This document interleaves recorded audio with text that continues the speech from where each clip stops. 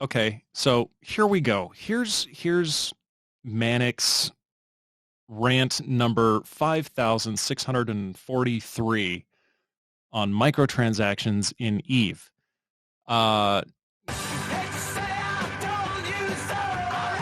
There we go. Okay, so I called this back in 2019, and a couple of other people called it too, but I'm going to say I called it because this is my rant. When CCP started selling skill points directly for cash, I said it was a slippery slope that would eventually lead to CCP selling ships and fittings directly for cash.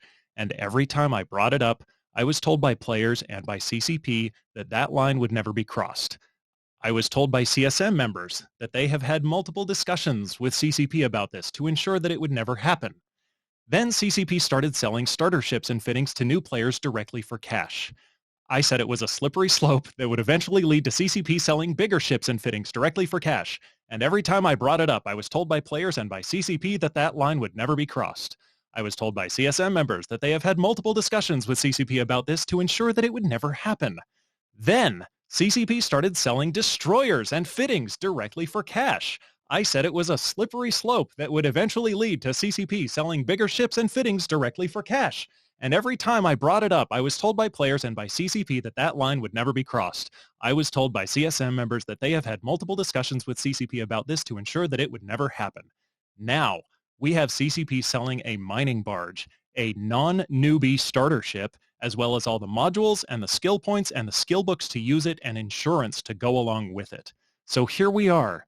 We're on the other side of the line, and every line that came before it. CCP has gone back on their word multiple times about not selling skill points, and now they've gone back on their word multiple times about not selling ships. So this not only undermines industrial players who put in the work to hone their play style with efficiency, but more importantly, it undermines one of the core selling points of EVE Online itself, which is the player-driven economy. This removes player agency from the sandbox by giving CCP carte blanche to set a definitive value for in-game items now and in the future. And they have the audacity to start the Prospector's Path dev blog with the words, quote, "Industry is the backbone of EVE," end quote. Now, when CCP inevitably comes forward with a boilerplate corporate response to this, they'll likely say that they were just testing the waters to gauge reaction. They'll likely say that it's just a one-time thing. They'll likely say that it was only intended for new accounts younger than 30 days. They'll likely say that they had a lapse of judgment in anticipating the community's reaction. And they'll likely say that they've done some soul searching and that they'll never do it again. They'll say this because that's what they've said in the past, yet they continue to go back on all of it.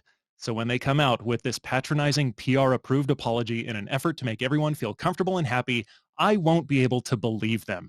And what's even worse is the next time that I hear the CSM tell me that my worries are unfounded and that they've had discussions with CCP to ensure that my concerns will never come to light, I won't be able to believe them anymore either. Sorry, Mike. I can no longer trust CCP to do right by EVE Online as a player-driven sandbox, and I can no longer trust what the CSM says in regards to the conversations that they have with CCP. And I want to be clear that okay, hold on. Whoa. I'm not saying that this is a failure of the CSM to do their job. This is the failure of CCP to follow through on what they are communicating to the CSM. So my trust in the CSM is eroded as they are a democratically elected representation of the EVE Online community. Okay, so I'm calling it now, again, that CCP will do this with other hulls in the future. And maybe they'll start selling fully fit battleships with insurance, considering those just got some nice buffs, as we talked about earlier. Then they'll move on to capitals and super capitals and all the modules and drones and fighters and rigs and ammo that go along with them until every item in EVE is only worth what CCP decides it is worth. And the best way to get anything will be through the swipe of a credit card.